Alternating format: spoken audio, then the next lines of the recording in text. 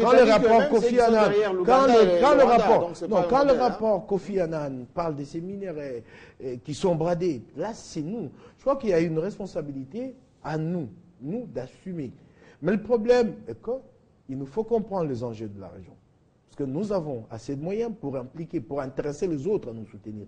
Mais nous n'y arrivons pas parce qu'en fait, en réalité, j'ai l'impression que ce régime est chaque fois déchiré entre l'intérêt national et les intérêts privés des individus qui veulent s'en mettre plein les poches. Et chaque fois qu'il y a un projet qui intègre les autres pays de la région, il se trouve un ou deux individus qui ont pris des contacts dans les îles Vierges britanniques pour leur compte personnel. Et ces intérêts-là passent au-dessus des intérêts de l'État. Il faut que vous ayez beaucoup plus d'informations. Vous savez, Matata Mponyo est aujourd'hui salué dans beaucoup de... Je suis totalement d'accord. Oui, Jean-Marie, si tu me l'as dit... Non, Jean-Marie, je suis totalement d'accord. Quand tu me l'as dit... Non, pardon, Jean-Marie. Non, peut-être ces détails. Peut-être ces détails que j'ajoute. Oui. Je reconnais et je me félicite de l'effort les efforts que Matata Mponyo a accomplis depuis qu'il est là, mais il s'est fait que le système en soi, il n'est pas encore disparu. Quand vous avez ici un gouvernement qui dirige et de l'autre côté un patron qui a des moyens pour gérer les 5 chantiers, je ne vais pas citer son nom, tu sais de qui il s'agit, et qui ne s'en réfère pas au Premier ministre. Non, ça c'est faux. Tu sais de quoi je parle. On a un seul gouvernement qui dirige. Ah, d'accord. J'aimerais bien, non, vous allez prendre la parole après. J'aimerais bien relever un cas tout à l'heure qui a été soulevé de la conscience nationale, de l'identification de l'ennemi. Parce que la classe politique dont on parle n'est valable que quand vous avez une opinion, vous avez une population, un territoire. Expliquez-moi pourquoi les Congolais, la classe politique congolaise, n'arrivent pas à identifier la priorité. La priorité, c'est la défense de l'intérêt national, c'est le lobbying pour le Congo, pour que le Congo s'en sorte. Parce que quand les Rwandais bombardent à Goma, ils ne cherchent pas le membre de la majorité, ils bombardent tout simplement. Oui, Jean-Marie, c'est là nous posons mal les problèmes. Les Congolais, ils abordent la question de manière superficielle. Tout de suite, quand il y a eu, cette idée de concertation, oui. Kengo, qui connaît cette classe politique, il connaît il a lâché une petite phrase. Les concertations, il les a réduits à un partage du pouvoir. Et tout le monde est arrivé. Partage du gâteau, tout le monde a couru. Pas tout le monde. En tout cas, la majorité relativisée. Oui, la majorité des gens qui n'ont pas d'ancrage. Des gens qui n'ont pas d'ancrage. Ceux qui ont la capacité de résister devant la famille n'ont pas répondu. Qui mangent aussi. C'est moi qui ai la parole. Allez-y.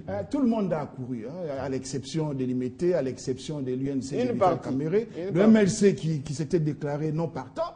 C'est l'OACA qui est co-président des concertations avec Évariste Bouchard. Est-ce que ce n'est pas l'objectif, faut-il une cohésion? Parce qu'il n'y a pas seulement les partages. Jean-Marie, s'il faut obtenir la cohésion par le partage équitable et équilibré... Pas seulement. En tout cas, moi, la compréhension de se mettre ensemble. Tel que les choses se présentent actuellement, la majorité dresse le lit et il montre même à ceux qui doivent dormir comment dormir, et les gens viennent, au lieu de rechercher les consensus déjà maintenant, on veut rechercher ce consensus dans un gouvernement d'union nationale. Jean-Marie, nous posons mal le problème, la solution n'en sort pas. Mais ça ne fait pas partie des thématiques à traiter, parce que les thématiques vont plus que ce que vous êtes en train de dire. Vous vous rendrez compte que les gens sont venus en masse, non pas pour traiter de la thématique, mais pour le partage du gâteau. Ils se positionnent déjà. J'aimerais aussi faire juste une digression par rapport à ce que Safou a dit, Daniel a dit tout à l'heure. Quand les gens à Goma prennent le corps, ils déposent à la MONUSCO. Je pense que c'est une démission. On ne doit pas s'en féliciter. Quand il y a des morts du côté congolais, on doit aller voir les gouverneurs, on doit aller voir les chefs de l'armée pour dire comment est-ce que vous n'arrivez pas à nous protéger. Nous ne devons pas nous décharger sur ces étrangers qu'on appelle la MONUSCO, alors que nous devons nous-mêmes nous remettre en cause et nous préparer à nous défendre nous-mêmes par nos propres efforts, par nos propres fils. Je pense que c'est ce qui est en train d'être fait, c'est ce qu'il faut encourager, plutôt que de décharger régulièrement la MONUSCO. Merci beaucoup. Mais c'est Jean-Marie, je crois que tous on est d'accord sur la notion de la responsabilité, qu'on ne tombe pas sur la théorie d'Adam et Ève. Je ne cesserai jamais de vouloir le pouvoir et les territoires, vous oubliez. Quand Dieu pose la question à Adam, qu'avez-vous fait? Il dit, c'est pas moi, c'est Ève. Quand il pose à Ève, il dit, non, c'est le serpent. Donc, c'est-à-dire que ces désengagements-là ne frisent pas un État responsable. Mais je reviens juste par une histoire passée. À chaque fois que ce pays a son histoire, qu'hier on a appelé les Congo, les Zaïre, aujourd'hui les Congo, ce n'est pas les concertations, vous nous amenez encore un autre nom, je crois que ça sera toujours les Congo. Alors, je me dis, on a connu les problèmes. C'est pas au programme. Kabila semble maintenant comprendre certaines choses. Quand je le vois avec Eduardo, quand je le vois avec Dos Santos Zuma. Oui. Mobutu, risé qu'il est, ou condamné de tous les maux, on peut retrouver certains points positifs, notamment en matière sécuritaire. Il n'allait pas chercher ailleurs. Dans la sous-région. Il n'allait pas chercher ailleurs. C'est l'une des raisons d'ailleurs qu'il a pu se maintenir pendant 32 ans. C'est-à-dire quoi? Mobutu se servait à ses compatriotes, ses concitoyens de l'Afrique. Ça veut dire, il a les Marocains, il a de ce côté-là les Tchadiens. Oui. Et il trouvait solution à ces problèmes comme ça. Il n'allait pas chercher ailleurs, la communauté internationale, tel. Et il trouvait solution. Les Belges, à un moment donné, les Français aussi, les para-français. Vous avez constaté, oui, dans les accords d'Addis Abeba, il y a eu un débat. Lequel débat où les Congolais souhaitaient à ce que le commandement soit confié, n'est-ce pas, à la SADC. Mais ça n'a pas marché. Et Kabila comprend aujourd'hui, il est en train de tisser des relations. Mike a dit. C'est-à-dire que nous-mêmes, à un certain moment, nous sommes en perte de management. On n'avait pas rassuré les partenaires. Non, il n'y a pas ce management-là. Aujourd'hui, nous félicitons Matata Ponyo. Simplement, il va à l'encontre du système mafieux. Il cherche à établir un nouveau management. Mais le système est là. Pas mafieux. Qu'on se le dise. Il a rencontre d'une certaine démarche. Oui, on va dire ça comme ça. Maintenant, on arrive. Si aujourd'hui, on peut s'en servir de nos frères, nos propres frères africains, comme Mobutu le faisait à l'époque, il y a possibilité qu'on trouve des solutions durables et immédiates. C'est ça le problème. Une solution immédiate. Les Africains ne peuvent se servir que par eux-mêmes. Non, c'est par eux-mêmes, parce qu'en fait, nous avons une intimité consanguine. C'est déjà un déjà là. Ce n'est pas une intimité, c'est pas un pas encore. C'est un déjà là. C'est pas un pas encore. C'est un déjà là. Un Africain entre nous nous comprenons facilement. Par rapport, n'est-ce pas, à la brigade notamment, parce que la peur que nous avons quoi, que ce soit la brigade d'intervention, que ce soit la MONUC, c'est la conséquence des multinationales. Que ce soit contrairement à ce que dit Mike. Oui, aujourd'hui on peut se dire, le Rwanda est avancé sur le plan diplomatique et consort. Non, c'est pas ça. Ce n'est pas ça. C'est quoi? Lorsque le Rwanda se propose, n'est-ce pas, vous lancer les obis, vous croyez que vraiment c'est une initiative rwandaise? Je vous montre une histoire beaucoup plus pratique pour montrer réellement la présence des multinationales. Où se situe l'ambassade des États-Unis au Rwanda? C'est dans un camp militaire. Non. Dans un camp militaire. C'est faux. Je confirme. Mais je te le dis. J'ai dit dans un. Ceux qui nous suivent, on est suivi à Kigali alors. J'ai dit ceci, l'ambassade des États-Unis d'Amérique est dans un camp militaire. Vous comprenez? Et cette ambassade n'est pas loin de la résidence, n'est-ce pas, du président de la République. Non, Daniel. Attends, géographiquement. Ça, c'est un fait. Ça veut dire quoi? Mike qui connaît Kigali va essayer de nous dire. C'est moi.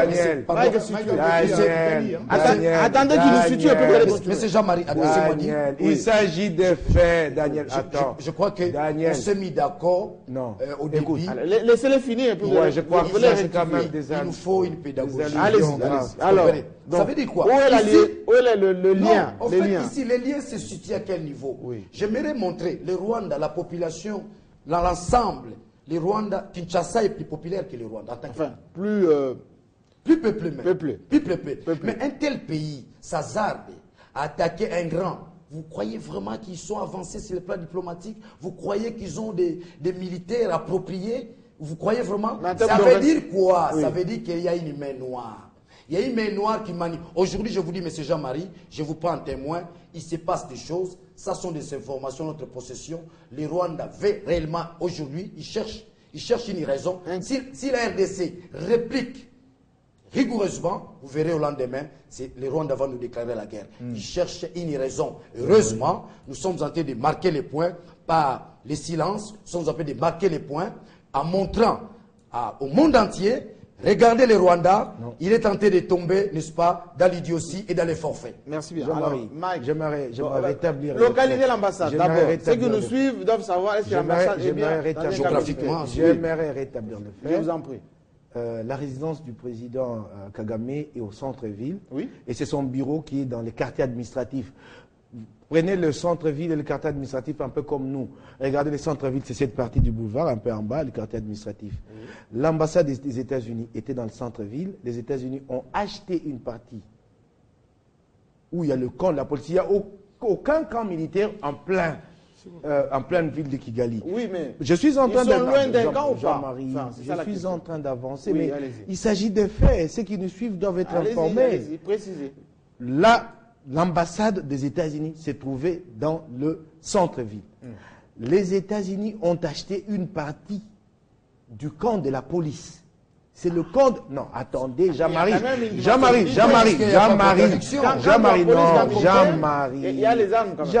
il ne faut pas faire des allusions. Je vous en prie. Non, allons-y tout doux. Oui.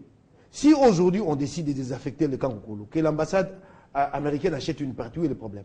C'est en plein centre-ville. Vous croyez que c'est là, en plein centre-ville, qu'ils vont fabriquer des armes, qu'ils vont préparer Alors, attends, Jean-Marie, terminé. Le gouvernement peut décider de désaffecter le camp Kokolo. C'est un camp de la police désaffecté. Attends, Jean-Marie, je suis en train... Attendons-nous, mettons-nous d'abord d'accord. On est d'accord, allez-y. L'ambassade s'est déplacée. Ils sont allés dans le quartier. Ce camp est dans le quartier administratif. Donc c'était un camp qui est au grand jour. Je ne pense pas qu'il se passe quelque chose de louche là-bas. Une partie a été désaffectée. Et comme les États-Unis ont besoin de déployer plus leur ambassade, ils ont. Il ne faut pas tromper. Les policiers ont déménagé, ils sont toujours là. Non, il y a une partie du camp qui a été vendue aux Américains et ils ont construit leur ambassade. Et cette ambassade est proche des camps de police. Non. Allons-y, Jean-Marie. Oui, mais vous voulez me faire dire... comprendre. Non, Jean-Marie, entendons-nous. Oui. Il n'y a pas un lien entre le camp de la police et l'ambassade. Il n'y a pas un lien. Oui. Et c'est tout à fait normal, nous sommes dans un quartier administratif qui est l'ambassade. Parce qu'en fait, le bureau de Kagame est dans le quartier administratif de Kigali, à Kakiro. Est-ce que le camp, les camps de police est loin de là où travaille Kagame? Pourquoi tu ne veux pas que je te donne des éléments? Oui, mais vous donne. Je t'ai dit ceci, c'est un quartier administratif.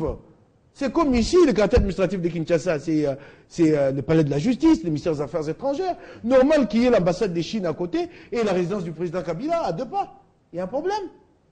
L'ambassade de Chine est juste là, au Carrefour. Et la résidence, le bureau du président Kabila est à côté. Où est le problème? Les Chinois viennent d'acheter, d'acquérir. Il ne faut pas aller par des petites allusions. Il faut comprendre les enjeux.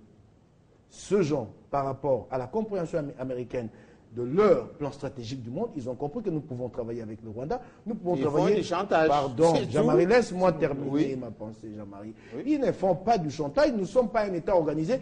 Jusqu'au jour d'aujourd'hui, toi-même, tu continues à parler des concertations qui ne nous mettent pas d'accord. Alors, tant que nous ne sommes pas un État sérieux à l'interne, comment nous présentons-nous devant le monde? C'est ça le plus grand. Ils ne sont pas autant sérieux parce qu'il y a un dialogue inter-rwandais. C'est déjà ça. Le terme de sérieux, c'est relatif, n'est-ce pas? En tout cas, ils ont placé leur ancien ministre des Affaires de Finances à la tête de la BAD. Oui. Et moi, je ne sais pas si nous sommes capables d'en placer un à Kenya. Non, c'est le management de se faire. Ok, d'accord. Ça ne demande pas de l'intelligence. Ce sont des contacts. Ça ne demande pas de l'intelligence. Pas forcément. Aussi la participation des pays dans ces organisations. Vous n'avez pas la parole. Dans ces organisations, tantôt, ils posent des cotisations qu'on sort. Merci bien, Jean-Marie Kassamba. Je veux toujours conseiller aux uns aux autres, lorsqu'on parle de la question de la République, qu'on l'aborde sans passion et qu'on l'aborde in globo. Oui. Je suis ahuri que... Avancer? Oui, je suis en train d'avancer. Oui. Il se pose un problème. Lequel? Et ça c'est une question cruciale de relations internationales. Une guerre ne se conçoit pas sans raison économique. Ce n'est pas le professeur Boulaboula qui me contredira.